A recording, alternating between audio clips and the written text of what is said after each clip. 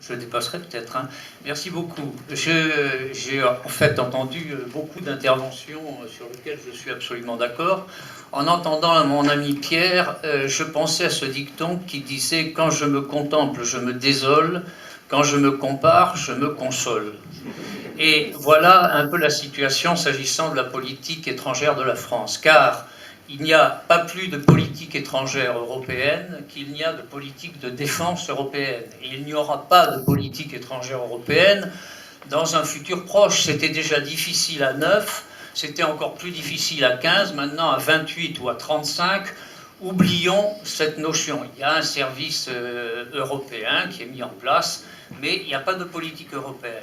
Alors moi, je veux me concentrer un peu sur ce que sont, à mon avis, les impératifs pour avoir toujours une politique relativement indépendante par rapport à celle de certains pays qui nous entourent et qui n'en ont pas du tout.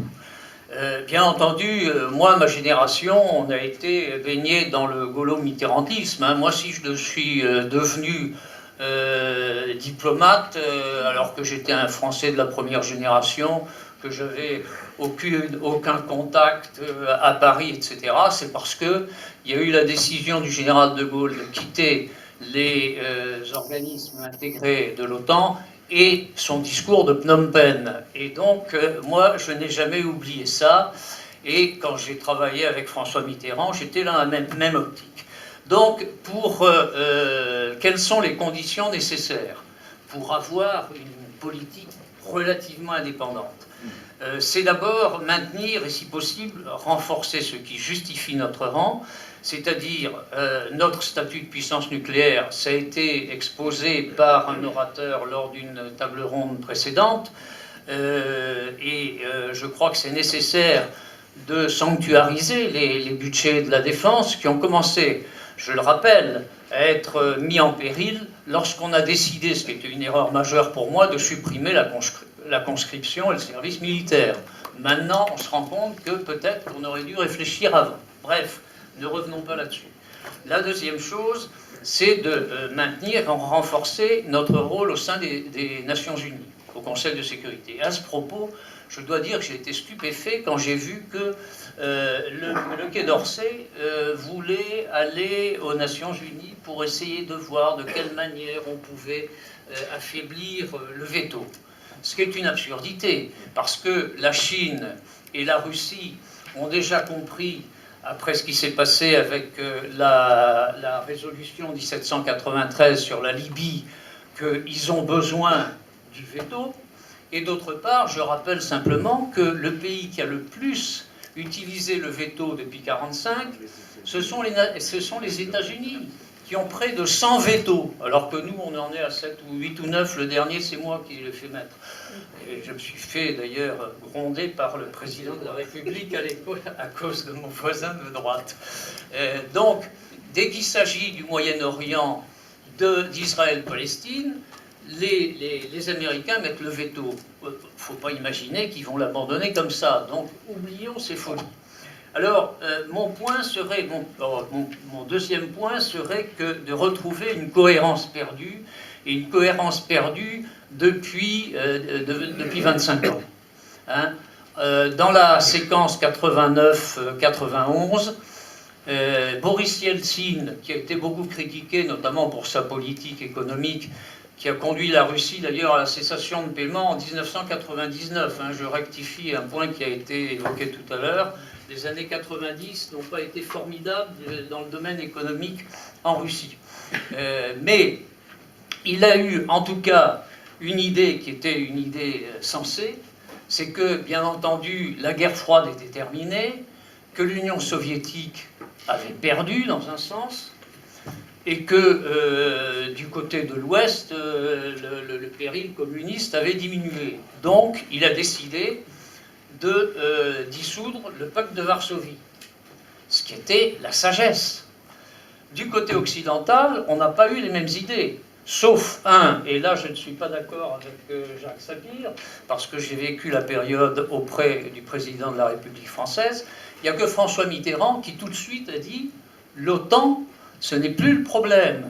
le président Bush père avait voulu venir débriefer à Bruxelles, à l'OTAN, les Occidentaux, après la rencontre de Malte entre Gorbatchev et lui-même. Quand j'ai dit ça au président, il m'a dit, il n'est pas question que j'aille à Bruxelles organiser quelque chose avec Gorbatchev. Ça a eu lieu à Kiev au début décembre 1989. Et ensuite, quand il a lancé l'idée de confédération européenne, c'était pour reprendre aussi une idée de Gorbatchev, qui était la grande maison européenne. Et malheureusement, ça n'a pas été compris ni par les États d'Europe centrale et orientale, ni par d'ailleurs le milieu politique français. Donc ce que je veux dire, c'est que l'OTAN n'avait plus de raison d'être à partir de 89. L'OTAN avait été créée pour lutter contre l'Union soviétique et contre la propagation du communisme. Et on continue à vivre avec cette présence de l'OTAN, qui d'ailleurs nous empêche aussi d'avoir une politique européenne de défense. Donc je crois que là, il y a eu une erreur, d'autant que l'OTAN a décidé d'intégrer tous les pays qui étaient riverains de la Russie. Il y a quelque temps dans la presse, j'ai vu, Vladimir Poutine veut créer un glacis autour. Mais c'est nous qui avons créé le glacis autour de la Russie. Ce sont les Occidentaux, c'est pas du tout Vladimir Poutine. Donc il faut avoir ça à l'esprit. De cohérence également à retrouver dans l'invocation des valeurs occidentales. Alors les droits de l'homme, la démocratie, etc. Les droits de l'homme, on voit ce qu'en a été fait par la plus grande puissance, par les Nations Unies, par les États-Unis. Guantanamo existe toujours. Il y a une centaine de types à Guantanamo qui, depuis 13 ans, n'ont vu ni un avocat ni un juge. Alors, l'habeas corpus, moi, quand j'ai fait mes études, on me disait, les pays, la Grande-Bretagne, les États-Unis, c'est l'habeas corpus. Maintenant, c'est le non... Il y a une préposition qui manque, non habeas corpus. Je dis ça pour ceux qui regrettent les classes bilingues. Ils ont fait du latin et du grec moi-même. Donc, il faut être très, très, très prudent dans l'utilisation de ces valeurs occidentales. On critique beaucoup l'Iran, mais l'Iran a quand même réussi à organiser des élections pour se débarrasser d'Ahmadinejad. Alors, est-ce que c'est le cas au Qatar et en Arabie Saoudite, comme le disait Madame tout à l'heure en posant une question? Donc, attends, je ne comprends pas encore. Il y a d'autre part les respects des frontières. Les respects des frontières, j'ai découvert il y a quelques années qu'on défendait davantage les frontières fixées par des dictateurs soviétiques plutôt que ce qu'avait dit la Charte de Paris. La Charte de Paris, on défendait l'intégrité territoriale des pays européens.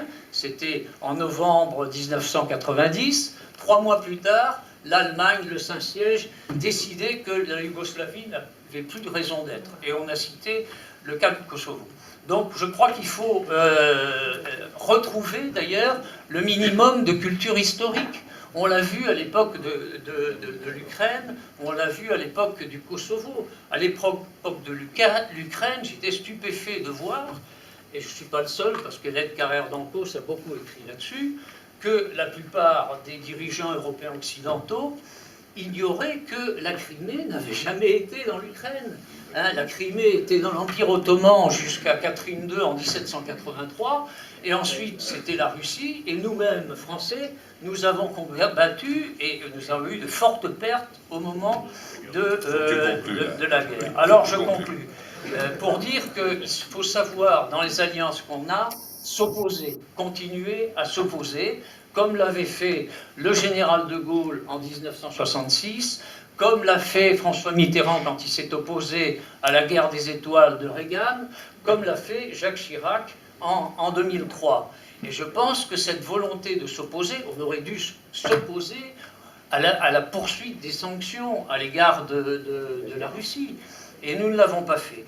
Donc nous devons nous efforcer de retrouver cette autonomie de décision par rapport à nos partenaires de l'Union européenne ou de l'OTAN. Merci.